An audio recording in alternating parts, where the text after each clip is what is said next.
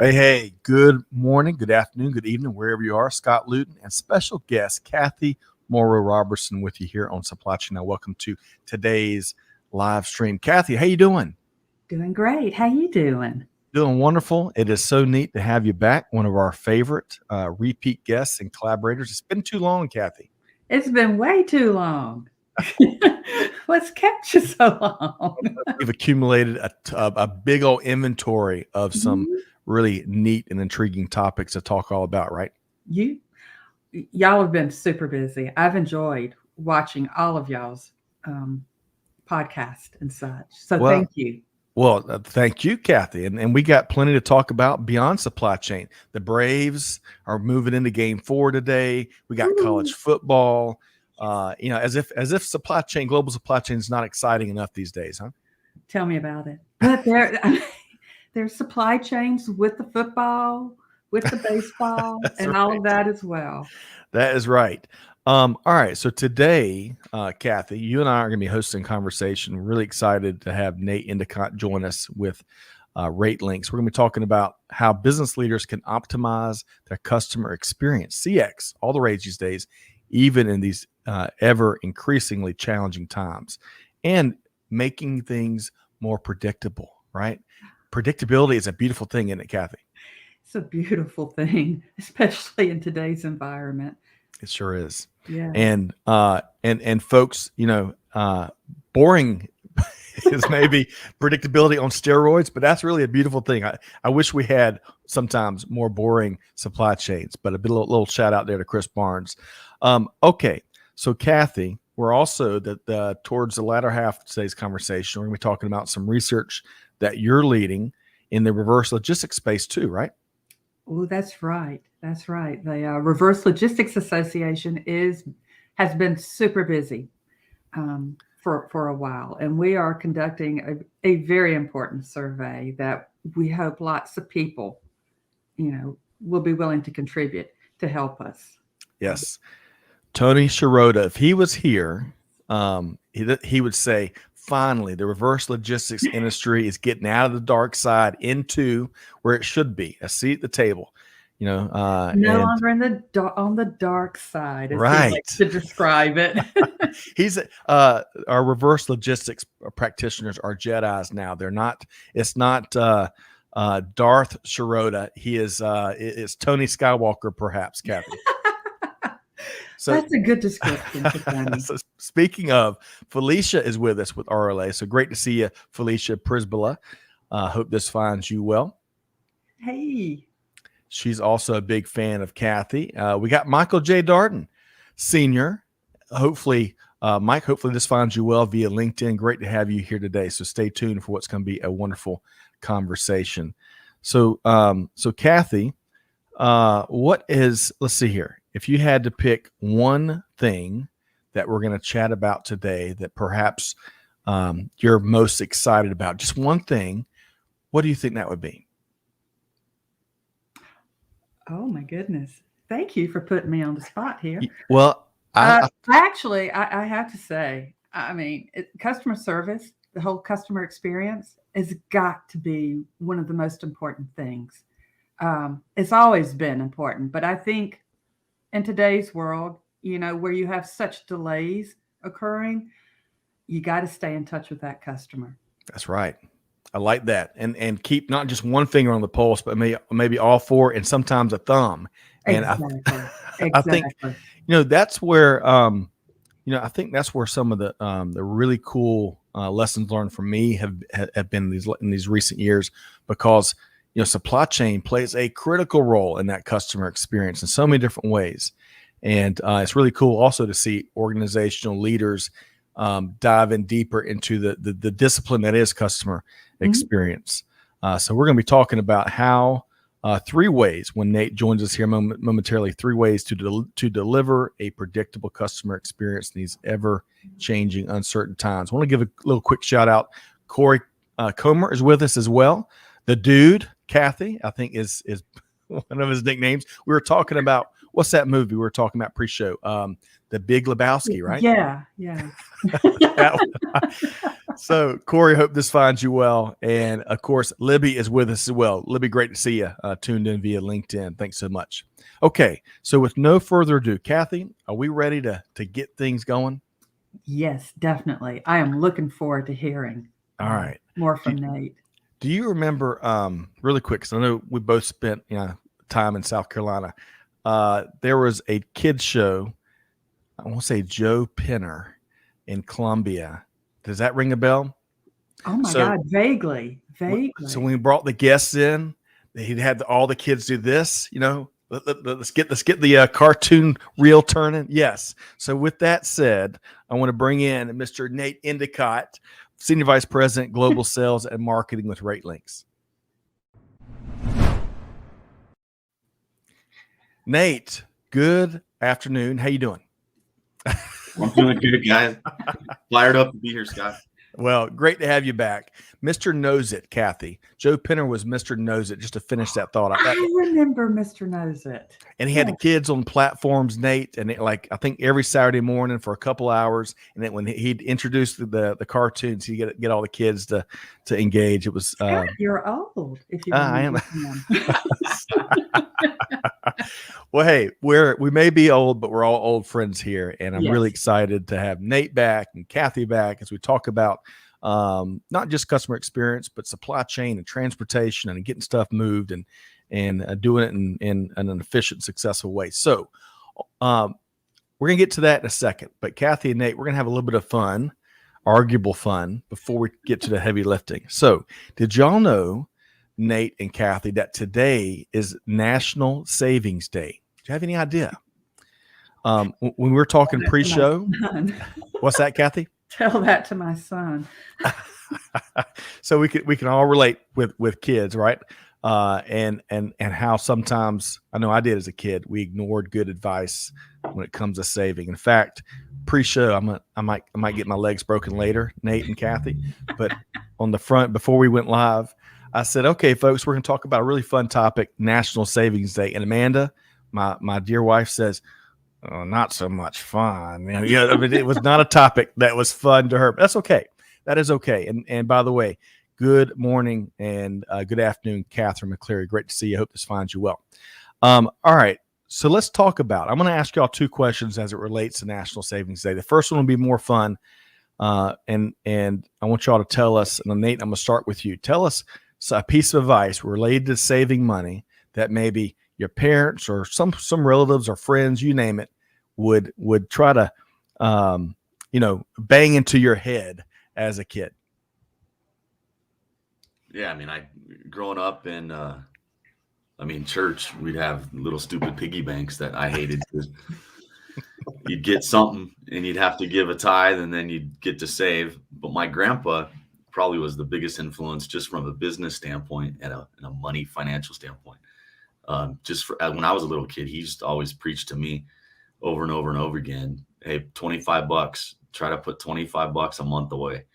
$25, Nate, $25. And then I was a little later that I wanted to start saving that $25 a month. But I probably could think of a lot more, but those are two quick things that I could think of just a savings time. I love that. Most of us are probably late to the game when it comes to savings. And I love that little piggyback you mentioned in church. For me, I want to say it was a Lottie Moon offering, and they created little plastic rice bowls, and everyone put coins in it, and everyone bring those plastic rice bowls to church. So thank you, Nate, for triggering that neat memory. Cathy, same question to you. What did you learn from parents, friends, family, you name it, when it comes to savings? Oh my goodness. I think I'm with Nate. My grandparents were really big influencers, and my dad. Now, Mom, she saw a dollar bill, she went and spent it. So she was not that good of an influence on me when it comes to that.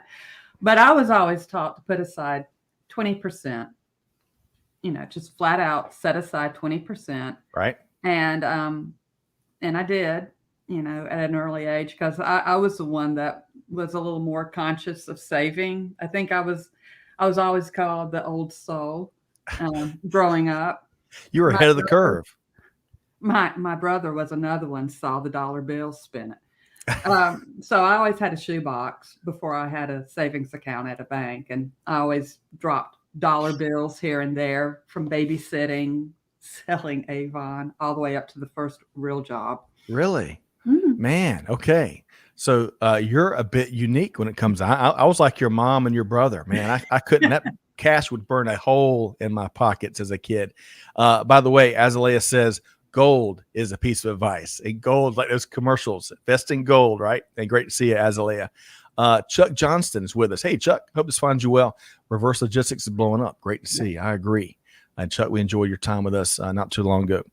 All right, so we've had kind of the fun side of that question, fun to some of us. Nate, I want to talk about before we get into the center plate item here.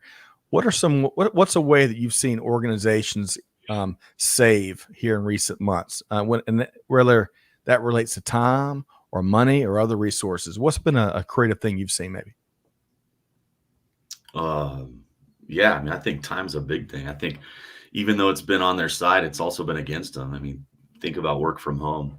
Mhm. And everybody has gained efficiency, but at the same time, they're in their PJs and they hadn't showered all day because they've been working since they got up till they go to bed. And sometimes, in some ways, it's you hear, at least from our, shippers and then potential customers you talk to, it's they can't get enough time back. Yeah. So it's like you got 24 hours in a day. I mean, we always preach and teach, what are you going to do with it? There's no excuse to get something done. There's 2 times to do something now and right now. Yet, across, the globe, all of supply chains are being tasked. And I think especially now that, supply chain has a seat at the table, everyone's looked to on this side of the table to deliver. And I think time is one way I think they've saved, but also it's not hurt them, but how do you take advantage of it? Right. And talking about seat at the table, as Greg likes to mention, it's great. Supply chain has earned a seat at the table in recent years, but the bad news is you got to do something about it now. You got to deliver now, right? That's right. Accountability. That's right, Nate. All right. So Cathy, same question to you. What's something creative you've seen companies out there doing to save here on National Savings Day? Well, I mean, I agree with Nate. Nate took my answer, to be honest with you. So the whole work from home for a lot of folks, I mean, that has been a cost savings in terms of real estate savings from a business perspective. But Right. Yeah, at the same time, we're all sitting here thinking we need to be working or on call 24/7. And it's created that type of friction, unfortunately. Now, I've most of the time I've been working from home for about 10 years now. So, Yep. But still, and there's been some great time saving apps out there if you remember to use them. Right. Some of us don't remember to use them. As far as dollar-wise cost savings from a supply chain, bless the shippers' hearts. It's taken all and then some for them to just get their items shipped Yep. in time. So Well said.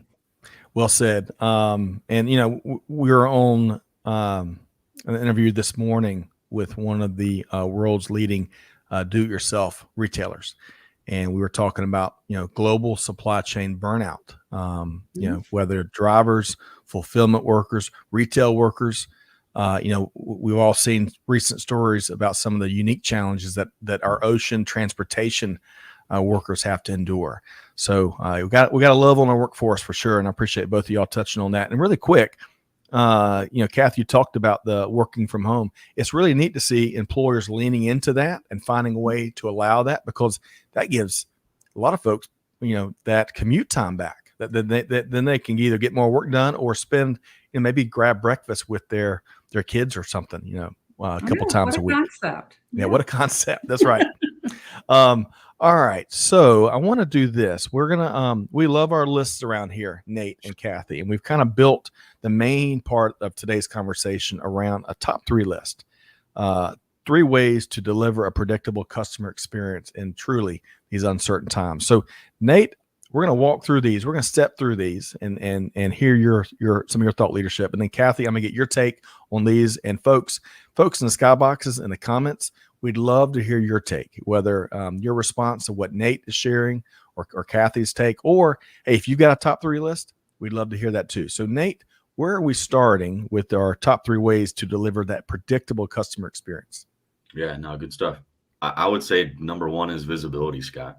And I think especially in today's, as whether it's global retailer, manufacturer, distributor, everybody is focused on not just, where's my freight? When's it going to show up? Managing dwell time, in stock. There's a big, long laundry list of what customers are faced with managing now, but really just visibility as a whole from, measuring. You can't, you can't, monitor what you don't measure. You can't measure what you don't monitor. I think it's put a big focus and emphasis around data and analytics of, moving beyond BI, getting to predictive, and then how do you get to prescriptive, right? Where you can have easy to understand actions to take as a, retailer, a transportation manager, or supply chain person, or even finance to, not waste time, speaking of time, on something that might save you 0.25% when you could go out and save 15 to 20% if you had data and technology to go out and execute on. But visibility is definitely something that has gotten a big buzz around in the last 3 to 5 years. But as we've talked with you and Greg in the past and had a fun topic on, right, visibility to where it's at is not enough. Right. That's just a piece of it. But visibility is definitely number 1. You beat me to the punch. I was about to share. You've got a great quote that we've got a lot of feedback on. I'll share that in a minute. But it's not enough. And Cathy, I want to bring you back in the conversation. You touched on data and metrics, and there's a lot more to that visibility equation. But I remember when I was in manufacturing, and we're constantly solving problems. It goes with the territory. The first step, let's get all the facts on the table, right? Let's figure out where things are, all the facts. And as simple as that sounds, that's part of our challenge these days. But Cathy, when it comes to visibility and some of what Nate shared there, what's some of your thoughts?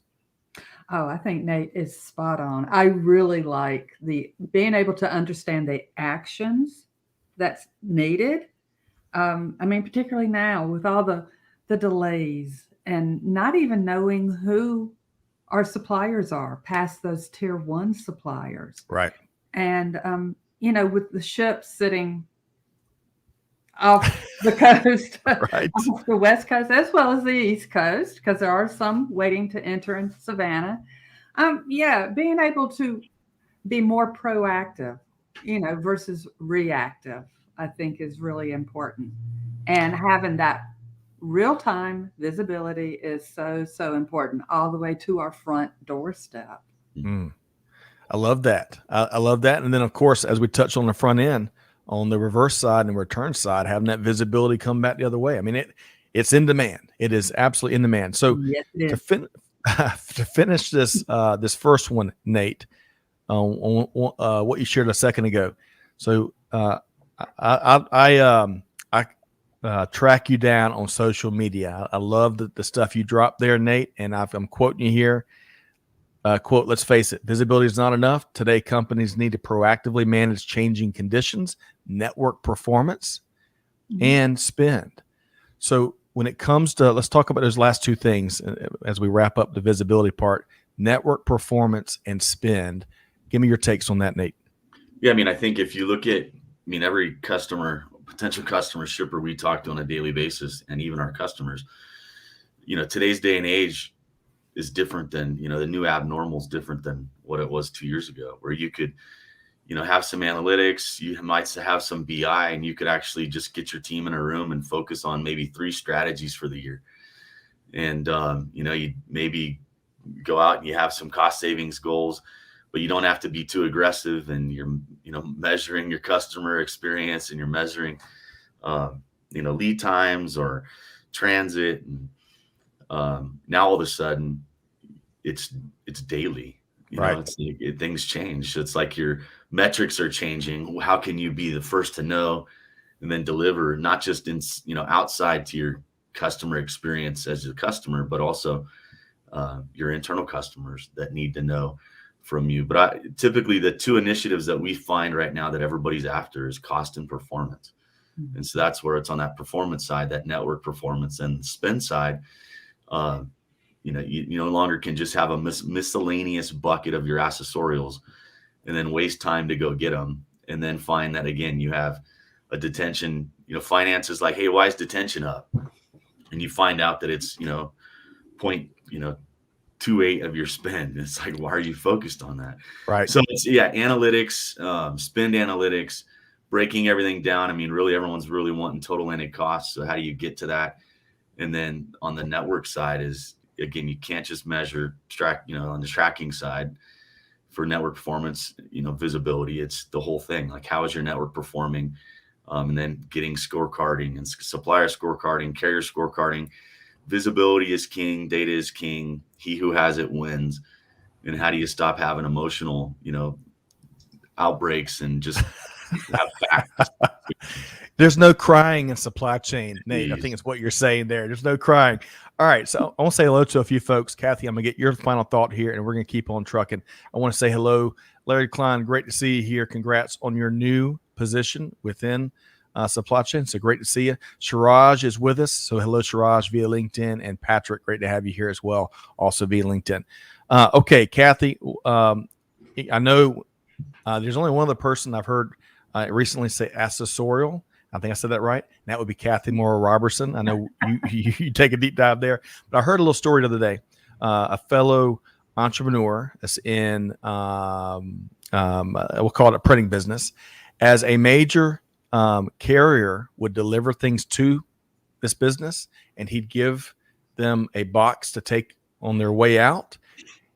He did not know that he was getting dinged for $3 per box on that. And it was below surface level. He didn't know. And man, when he found out, he was hot. But Cathy, one final, when it comes to, since it came up, those shipping charges, right? Quick commentary there before we move on to number 2 on Nate's list. Big ouch for shippers, no matter what mode of transportation or types of transportation shippers are utilizing. I mean, there are so many accessorials or surcharges, if you want to call them that. It's a way for a lot of the carriers to try to mitigate their cost, and they're having to pass on these higher rates and such to their customers, and then those customers are having to pass them on to their customers, who ultimately we end up having, as the consumer, having to pay for these. But yeah, right. I mean, they continue to go up, right? No matter what. And so the best way is to mitigate, get to be really chummy with your carrier partners. Partner with them. Right. Is really what you need to be doing, as a shipper. And goes back to visibility. You got to know about them so you can do something about it, right? Exactly. Know your options. Yeah. Yes, that's right. Really quick, T Squared, going back to our savings. He says from the age of 12, it started with, if you have $1, save a dime, and a percentage increase with age. Nice. Very nice, T Squared. All right. So Nate, all right. So the first one in this 3 ways to deliver a predictable customer experience. Clearly, we've spiked the football maybe a couple times on visibility. What was number 2? 2, I think, has to be diversification. Mm-hmm. You have to be, and that can, mean many things as well. But I think you have to be able to, one, leverage analytics, but also have better partnerships. And you have to be able to diversify, whether that's with suppliers, whether that's with carriers, whether that's, just internal, right. customers. You can't be single source anything these days, just about, right? No. People still get big eyes about, hey, I'm single source and we have great rates. It's like, yeah, I bet you do. But no, I think, just being able to diversify, on the flip side of that is not having so many systems. How do you have a system that can, where you can streamline. You don't want to have, a ton of systems inside, but as far as the diversification, really with carriers and suppliers, and be able to have better partnerships. And again, if you have the right data, it makes it easier to diversify and then become, I don't know, supplier friendly, carrier friendly, and really, create a triangular partnership and a trusted partnership around just data and truth. Because a lot of times it's like, hey, if volumes go down, we always call it with us, you're able to put a carrier on a diet. So we call it a freight diet. But the carrier actually, in some ways, is hauling better freight that fits them. And they actually might haul less and make more. They might, haul less and be more profitable. So again, just data, being able to diversify your carrier mix, using the right carrier fit. And then the supplier side too, like, a lot of time nowadays, it's like, hey, that data is sitting in front of you. So how do you leverage that data Right. to go diversify? It's almost a luxury if it's sitting in front of you. That's a great point there, Nate. Cathy, I'm going to share a couple comments in a minute, but what comes to mind as we hear this diversification in a variety of forms? I agree. I mean, it is needed across the board. Nate's right. And you're seeing a trend here, data, being able to analyze that data. Again, it's all about being proactive, and mitigating, to mitigate those risks and such. But no, carrier diversification, that was something that we were pounding into everybody's heads last year, Right. from a last mile perspective. It used to be you'd either would depend on just UPS or just FedEx until the big strike in the 90s occurred. Then the lesson learned from there was, you need both of them. Right. Last year's big lesson learned was you need more than just UPS and FedEx and the post office. You need more. And then we also saw a lot of creative solutions coming from retailers and such as that as well. But it goes upstream. There are diversifying suppliers is it's a hot topic with a lot of retailers now. Agreed. Nike, for example, so much of their manufacturing is in Vietnam. Well, we all know what's happened in Vietnam. So they're mitigating those. They're loosening up and expanding their suppliers as well. Yep. Really important topic. Excellent point. Creating lots of opportunities and some workarounds. Come on, face it. We love systems thinking across supply chain, but problem solving requires workarounds at times on a variety of scales. So, folks, Corey is in the skyboxes. Corey is a dear friend, the dude as we called it, with the RateLinx team. Hey, what are some of y'all's other challenges in transportation? We'd love for y'all to chime in there.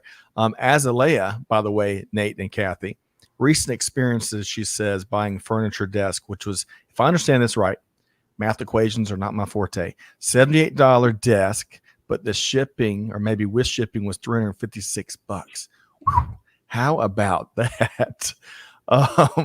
And Corey's asking her, hey, was the delivery data also next year? Maybe so. I bet it was a long time to get that desk.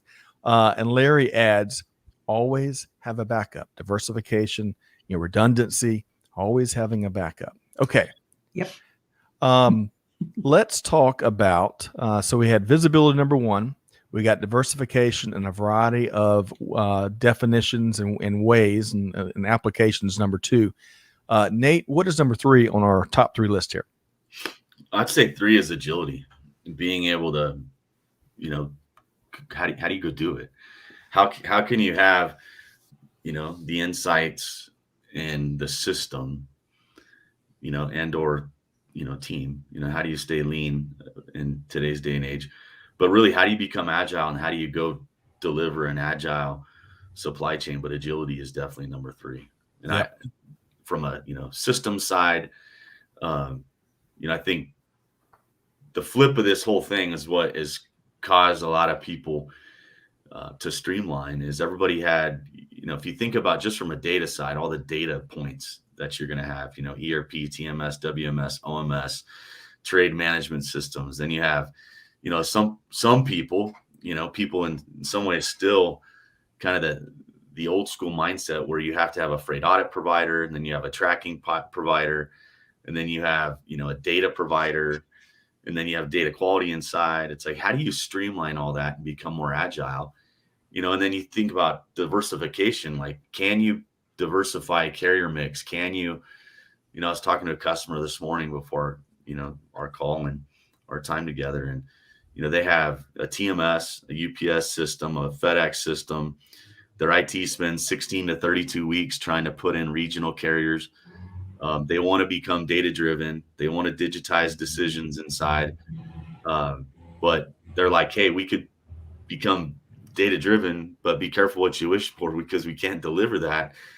And so that's where the beauty, obviously, with RateLinx customers being able to, have a TMS that can go do that, but having a system that you don't have to go ask IT, having a system that you can add a same day or final mile carrier. And, if that TMS system's not connected, and it has to be fast, like, how do you do it in a day? How do you do it in 2 days so you can go do that? But you need to be in control as a shipper, data and systems. And there's nothing that the data should tell you that is an opportunity that you shouldn't be able to do. And I think that's the agile side of being, leveraging agility in your supply chain. I love that. Cathy, what comes to mind? Yeah, I'm thinking about last year when COVID resulted in shutting down a lot of retail stores. Right. And many of them had to flip on a dime, literally, and go, they invested quickly into technology so that they could start doing fulfillment through their stores as well as through their warehouses, to have the warehouse speak to the store, linking that middle mile with the last mile, which is so incredibly important. Right. Just it, the whole, it just really helped jumpstart that transformation that the retail industry has really needed for so long. Yeah. And we see more of the focus being taken away from just that physical store to more that multi-channel perspective. There is a lot more interest in that whole e-commerce part of it and putting them all together to provide the options. And they're using that data that we keep bringing up in our conversation. So yeah, agility, so important. Yep. I love it, Cathy. Well put. All right. So Azalea is asking the question, and there's a couple of questions we're going to try to get in here in today's hour. But I think this might help move into, let's just level set with what RateLinx does. Azalea says, any thoughts on customization of data systems for carriers?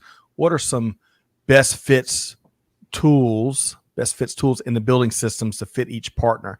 So talking about customization, talking about what works for specific operations that may not work for others, talking about improving the visibility and the ability to make decisions, especially when it comes to transportation.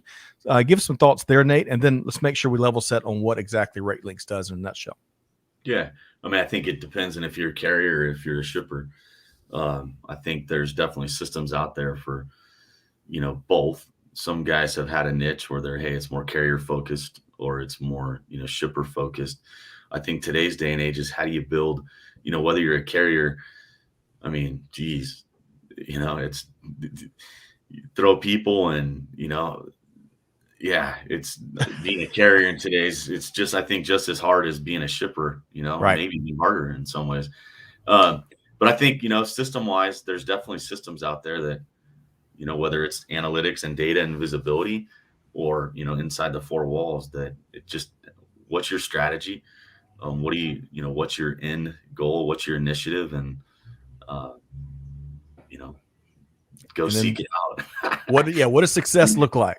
Start with that. It's like, hey, be careful just putting in a system. There's three things, and it's really around diagnosing what is your main problem, developing the right solution, whether that's internally with your internal stakeholders and the company that you're potentially going to partner with, and then deploy a solution that you're going to actually solve the problem with. I think today's day and age, we talk to more shippers that deployed, big TMSs because they had a brand name and they couldn't get fired for choosing it. and they're coming back around after spending millions of dollars, and still, you haven't finished, or it's not solving the right problem. It's because they wanted visibility, and it's like, that's not what a TMS is for.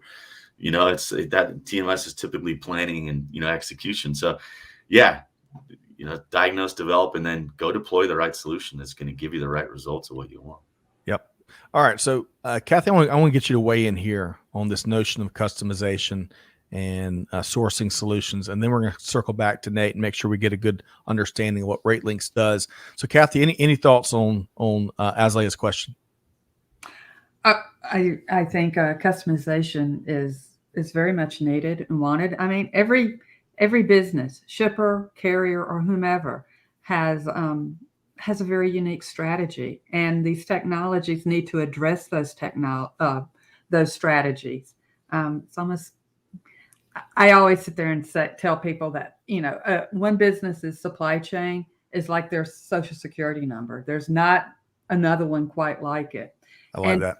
And to be able to customize is very important, because changes happen so fast. Look at what's happened over the past couple of years. Right.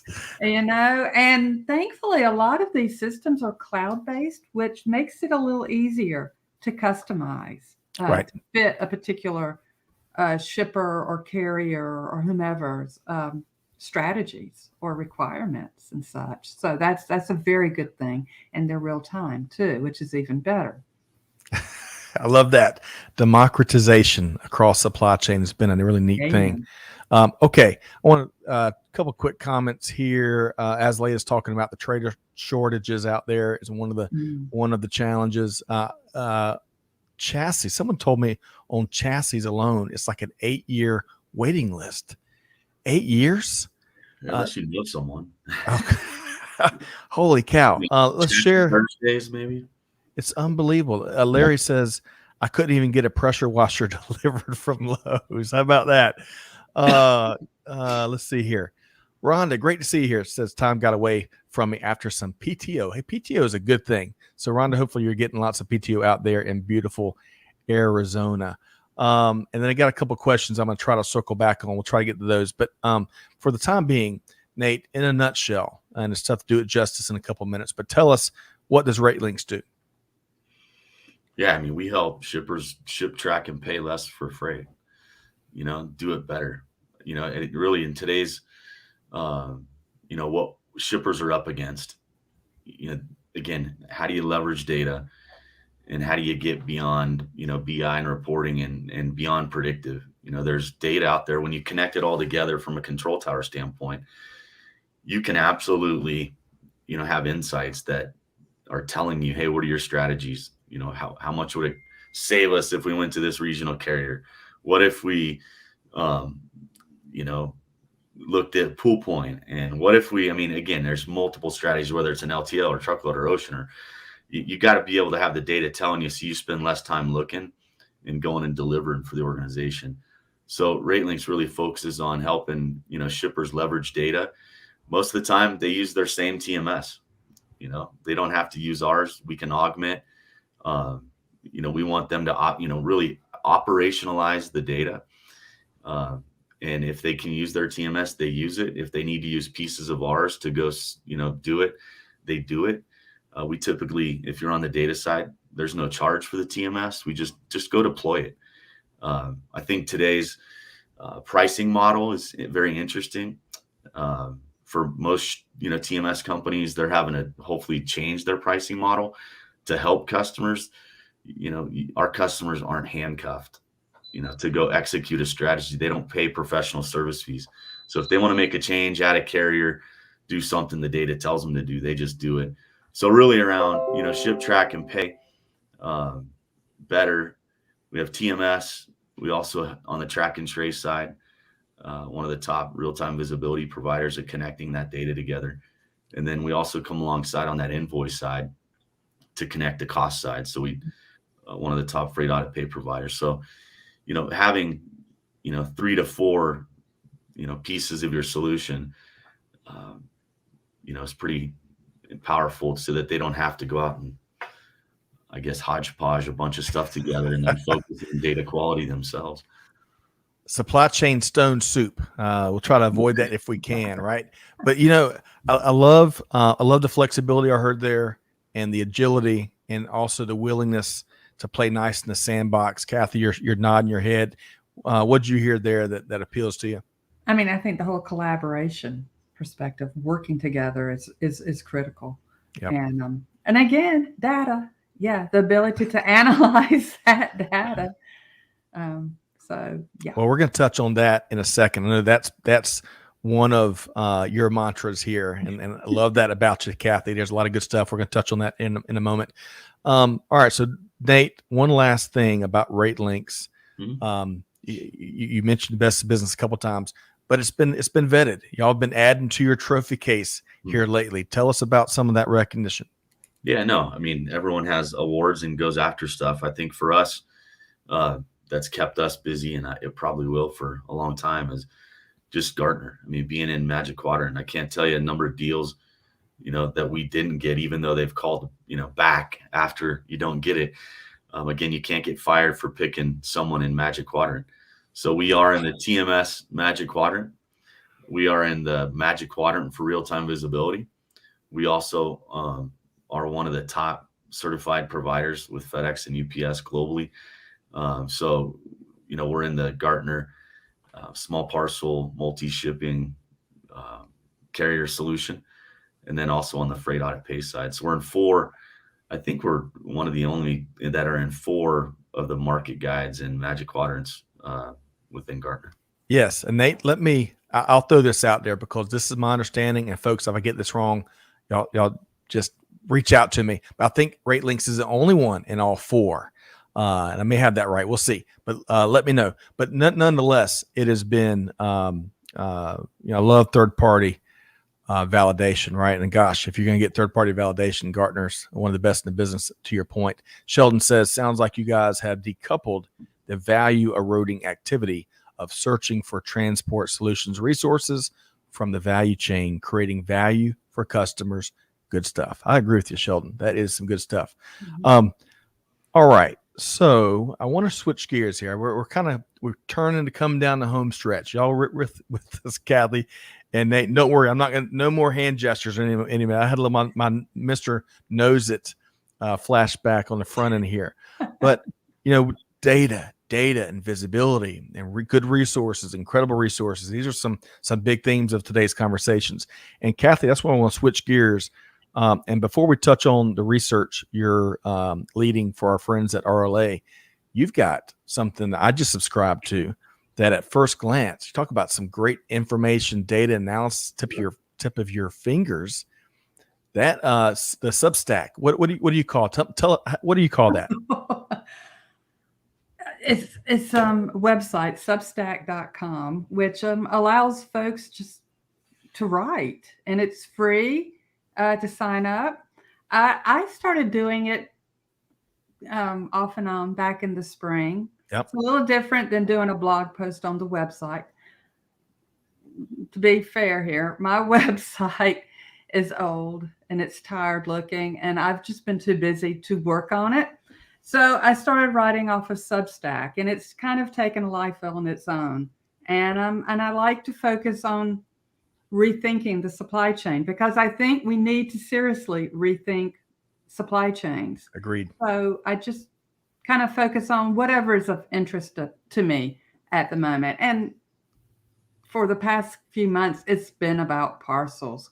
The whole parcel market is fascinating to me. A lot of changes need to be made in the last mile. Yep. And we're seeing them. And so just kind of highlighting some of that, highlighting some of the pain points of retailers and what they're doing. How are they addressing the changes in the market and such? That's fascinating to me. So doing that. I love that. We're going to make sure we have a link to that, Cathy, in today's note. I was telling, I couldn't think of earlier. And sorry, folks, it's the season for head cold and sinus infections. I don't know about y'all, but the changing in temperatures. But I mentioned creep earlier. I meant stalk. So I stalk Nate on social, and Cathy's also a great person to stalk on social. Lots of great content. Lots of great content, and I'm glad you could share that. And hey, if we're nothing but transparent around here, Cathy, so I appreciate that. Thank you. All right, so let's touch on this research on the reverse logistics side. Yes. So, we're working on, let me back up. So, sorry. Beep, beep, beep. All right. Yeah, I did a 6:00 in the morning interview with ABC Australia this morning. So I'm a little Wow. proud of it. So yeah. Anyway, so yes, the Reverse Logistics Association, the only association focused on the reverse logistics market, is fantastic, and it's free to join. You know, from an individual perspective, please go to rla.org to join. We have a lot of webinars on a monthly basis, free to sign up, all kind of topics on the reverse logistics component. Yeah, like you've said, Scott, folks, it's like the dark side. That's what Tony calls it. Tony Sciarrotta heads it up.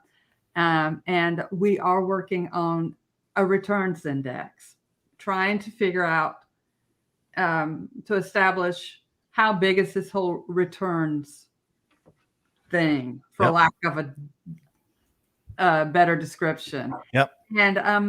And we need everybody's help. We have a survey that's gone out late last week. It's open. It's going to be open for a couple of more weeks. Please take it. Please share it with folks. We're measuring the volume of returns. We're measuring the cost of returns. And we're going to be doing this on a quarterly basis. We'll compile the findings into a nice, lovely white paper that we will love to share with everyone, and such. So please. Love it.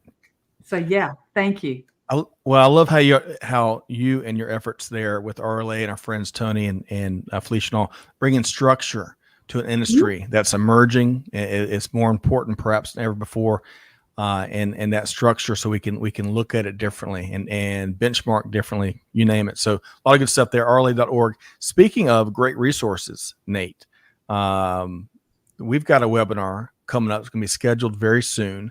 It's going to parallel a lot of what you've shared here, but it's going to feature a large shipper with a very diverse product and supplier portfolio, really tackling, enhancing, optimizing, increasing that customer experience, the CX factor, amid these, let's face it, everything's changing. Seems like by the hour sometimes. The challenge only gets tougher and tougher, but we're going to learn a lot more. It's almost like a case study, Nate. I'm really looking forward to that coming up in November. Anything you want to share additionally about the webinar?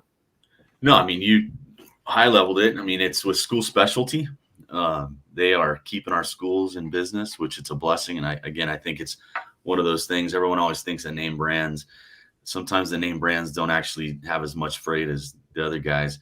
And, if you think about, globally keeping schools in going, School Specialties is that company. So excited to have you guys meet Andy Houtz. He was in our home office headquarters last week and got to spend some time together. But not just kind of how they've gone on their journey of really how do they leverage visibility? How do they, go out and diversify? How do they become more agile? But yeah, their whole focus right now is just, as most supply chains are, is how do you, put all your focus on enhancing the customer experience? And what does that mean from a data side, a technology side, tech stack, control tower side, to be able to stay lean and mean, and go out and improve cost and performance. I love it. And so the link for that will be forthcoming. We'll include that. If you're listening to the replay of today's live stream, we'll have that in the show notes, and looking forward to hosting that with you. And let's see, Andy or Andrew from Memphis, the pride of Memphis, Tennessee, Cathy and Nate. And let's see, Andy, is it Houtz? Andy Houtz, I believe. Nate, is that right? Yep. Okay. All right. That answer is never yes. When I say, is that right? It's never yes. So I'm setting records here, Nate and Cathy. All right. I want to share this quick comment from Azalea. So again, Corey and others are talking about some of the transportation challenges out there. Let's see here. Azalea says, She has seen an interesting dynamic between new and veteran drivers just talking with them. The vets appreciate the shorter drives and the easy tech to assign loads. New drivers don't accept these loads without some big bucks. How about that? Interesting comments, and love having these conversations, learning from each other. That's the name of the game in these challenging times, right? Learning from each other. Okay. So what I want to make sure we do, Cathy and Nate, is I want to make sure folks know how to connect with both of you. But before we do that, I'll put y'all on the spot if I can. Put you on the spot without putting you on the spot. If we've talked about a wide range of things, a lot of things that it's going on in industry today, a lot of best practices that business leaders can learn from. I want each of y'all to pick one. Pick one thing that has been shared today, whether it came from our panel, it came from the comments, you name it. What's one thing that folks don't need to lose sight of, especially when it comes to global supply chain or you name it? Don't need to lose sight of from today's conversation. And Nate, if I can, I want to start with you. Don't rest, invest, and do something. I love it. Or you will be replaced and someone else will get credit for doing it. Okay, so you said don't rest, invest, if I heard you right. Don't rest, invest. I mean, so many supply chain practitioners, it's like, hey, they're so scared to make decisions. And now more than ever, someone else in the organization has more data than them. So it's like, don't sit back. The time is now. Leverage data, use your technologies, diversify, have better partnerships, quit eating donuts and sitting in your living room. Let's get after it, Oh, I love it, Nate, man. I love it. You never know when you're going to kind of add a question to a conversation, but that was worth the price of admission. Don't sit around eating donuts, folks. You get time to act is now. All right. So Cathy, Nate was the leadoff hitter with that one. What else would you add? What's your one thing there? Okay. That's a hard one to follow. But I think one of the comments that was made early on, have a backup.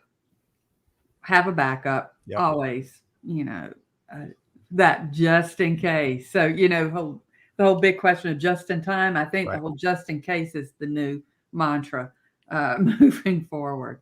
But backups. Important. I'm with you. I love that. JIC. What's the backup solution? Because problems are gonna. It's like returns are gonna happen. Right. Problems are gonna happen. Yeah. Azalea is a big fan of the Nate. She's probably a new member of the Nate Endicott fan club. So appreciate that, Azalea. She says best thing she's heard all year. Okay, let's make sure, folks, we can get y'all connected with our listeners so they can learn more. And of course, as I mentioned, they can follow y'all and connect with you on social and then some. So Nate, let's start with you. What's the easiest way to connect with you and the RateLinx team? Yeah, LinkedIn. Go connect with us. Obviously, they can go to RateLinx.com and connect. We have a lot of podcasts and stuff that we're doing there and pushing stuff out. But best way is probably there. And my phone number's on LinkedIn. So if you want to talk, call me. Won't be for long after this. Well, I love that, Nate. Fearless comes to my mind. Fearless, but you keep it real. Each of your appearances with us, podcast, live streams, and then some. Looking forward to our webinar next month in November. So folks, stay tuned for that. We'll have a link very, very soon. All right. So that was Nate Endicott. Cathy, how can folks connect with you and all the cool things you're up to? Oh, goodness. I feel like I live on social half the time. I'm on LinkedIn individually, as well as from my business. I have a LinkedIn company page, Logistics Trends and Insights. I'm also on Twitter. I'm on Twitter a little too much, probably. CM Robertson 06 is my Twitter handle. And I do like to chat on Twitter. Hey, join in. we love it. Hey, if you love global supply chain, folks, if you really are big supply chain nerds, like at least I am, I won't point any other fingers. You gotta follow Nate and RateLinx and Cathy on Twitter and LinkedIn in particular. Those two great places. I promise you will not. That'll be a blessing in your search for good information. I promise you. Okay, there was one other thing I was going to point. I was going to say a big shout out to Corey Comer behind the scenes. He's in the chat here today. I appreciate his facilitation. Nate, I always want to add, and Cathy, maybe this is another South Carolina reference. I always want to add another R to his last name, Nate, Cromers, because of Cromer's Peanuts. Yes. Right? Yeah. A South Carolina legend, certainly a Columbia legend. Yeah. So Corey, it's no offense. It's kind of grew up with that R in the name, but Corey Comer and I think he should change his name to Dude Cromers. Dude Cromers. That'd be dope. Well, hey, Nate, I'm looking forward to it. Next time we're going to have you on, we got to refresh folks' memory. We loved your baseball journey and some of your earlier aspects journey. You got to give me a call, and we're going to fit one more question in. So the Braves and the Brewers play here in about 4 hours in Game 4 of the NLDS. What's your prediction, Nate? Fearless prediction. Who's throwing for the Brewers? I hadn't seen that yet. I know Charlie Morton's throwing for the Braves. I'm not sure. It's Game 4. Does it matter who's pitching? What's the C? Kind of. Speaking of backups and diversifying. Yes, that's right. Backup. What's the count in series right now?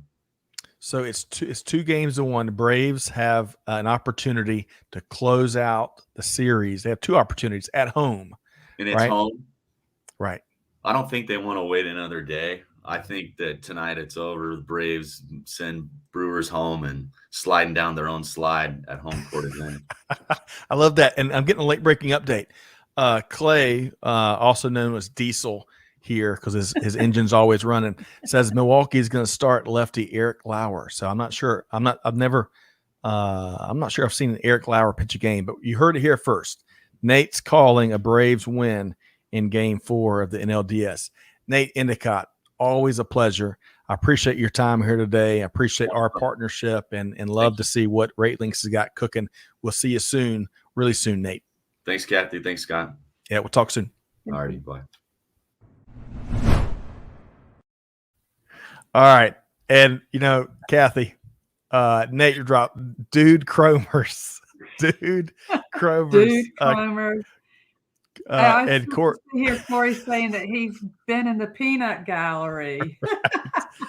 Oh, and he's, by the way, Corey's also a big Giants fan. Giants got a great team, so we'll see if they can put the Dodgers away. But that's okay. Still like Corey. That's right. Corey and Nate and the whole team. But hey, Nate keeps it real, Cathy. That's one of my favorite parts. He's been with us probably 3 or 4 shows. And you get it frank and forthright with Nate, huh?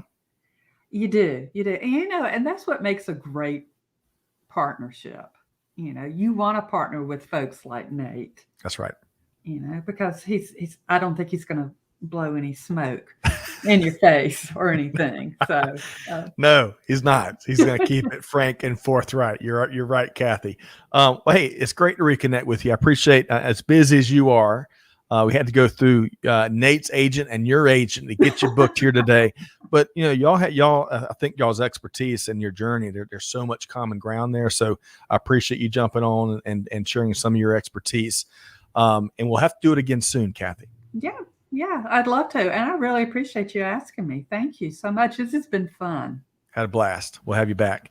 Okay, folks. Hopefully y'all have enjoyed this conversation as much as we have. I'm still stuck on Dude Cromers. Dude, it just kind of conjures up an image. Nate, that was gold, my friend, gold. But hey, folks, hopefully you've enjoyed this conversation as much as I have. Remember the top 3 list here today: visibility, diversification, and agility. And I love the concrete examples that Nate and Cathy and folks in the skyboxes kind of put behind those words we hear a lot today. If you like the conversation, be sure to check out supplychainnow.com. Be sure to follow Cathy Robertson and connect with her on social, especially on Twitter. If you're a big Twitter fan like I am, It's a gift that keeps on giving. So on behalf of our entire team here, Scott Luton signing off for now. Do good, folks. Give forward. Be the change that's needed. On that note, we'll see back here next time on Supply Chain Now. Thanks, everybody.